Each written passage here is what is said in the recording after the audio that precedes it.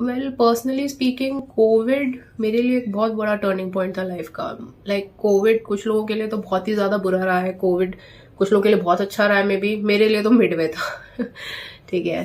C before Covid how I started this whole oil manufacturing business, Atmanirbhar brand, ये सब कैसे आया, ये सब चीज़ें मेरे ख्याल से नहीं आती अगर कोविड नहीं आता।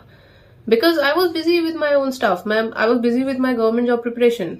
Since I'm a B.Tech from electronics communication, तो हमारा यूजुअली वही माइंडसेट था कि भाई गवर्नमेंट जॉब ले लेंगे फिर लाइफ सेट है, मतलब वो वाला माइंडसेट। पूरा सारी प्रिपरेशन की, जाके दिल्ली में जाके प्रिपरेशन की, घर पे प्रिपरेशन की, 24 घंटे बस बैठ के पढ़ाई करते रहते थे। लाइफस्टाइल इतनी बेकार हो चुकी थी, मतलब अपने आप को इतना आइसोलेट कर लिया था कई सारी चीजों से। I was just focusing on my career thing कि भाई बनाना है करियर, गवर्नमेंट जॉब पानी है चाहे जो हो जाए। मतलब मेरा वो माइंडसेट ही वैसा था कि भाई ये मिल जाएगा तो लाइफ सेट है।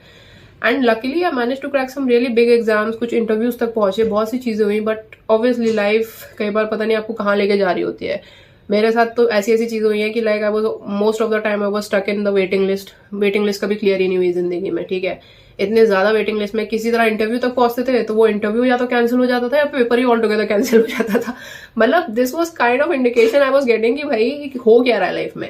And then certainly covid came and I am really thankful that it came. Otherwise अगर ये नहीं आता तो I wouldn't have started with this brand Atmanirbhar wood pressed oil.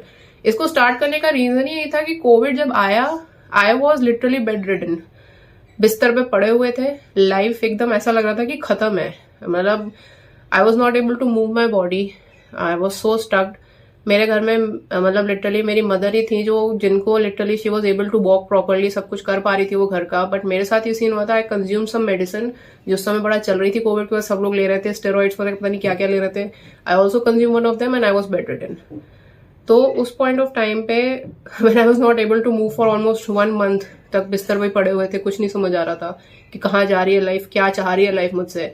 And at that point of time मेरी mother जो कि already 50+ है, she was able to move walk around here and there, she was able to do all the homework, मतलब घर के जितने काम थे वो कर रही थी, हम लोग की सारा देखभाल वो कर रही थी। उस समय मुझे ये चीज रियलाइज हुई कि सिंस मेरी मदर ऑलमोस्ट 30+ ईयर्स से योगा कर रही हैं, उनका 30+ ईयर्स का योगा का डेडिकेशन इस वक्त पे काम आया।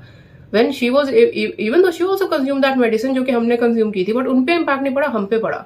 उस समय ये चीज का रियलाइजेशन हुआ कि यार अगर आप अपनी बॉडी का ध्यान देते हो तो आपकी बॉडी आपको कहाँ पे किस पॉइंट ऑफ टाइम पे हेल्प कर दे, वो चीज मतलब अलग ही हो जाती है। फिर उस पॉइंट ऑफ टाइम पे उनको देख के मुझे ये रियलाइज हुआ कि यार इनका 30 साल का योगा इनको अब हेल्प कर रहा है। तो यार हम लोग ने तो पता नहीं इतना, हमने शायद फोकस ही नहीं किया होगा। हम लोग बस बचपन में थोड़ा बहुत जो खेला कूदा करते थे अपने स्कूल टाइम पे वो किया था, बाकी normal day to day exercises या ऐसा कोई रूटीन नहीं था लाइफ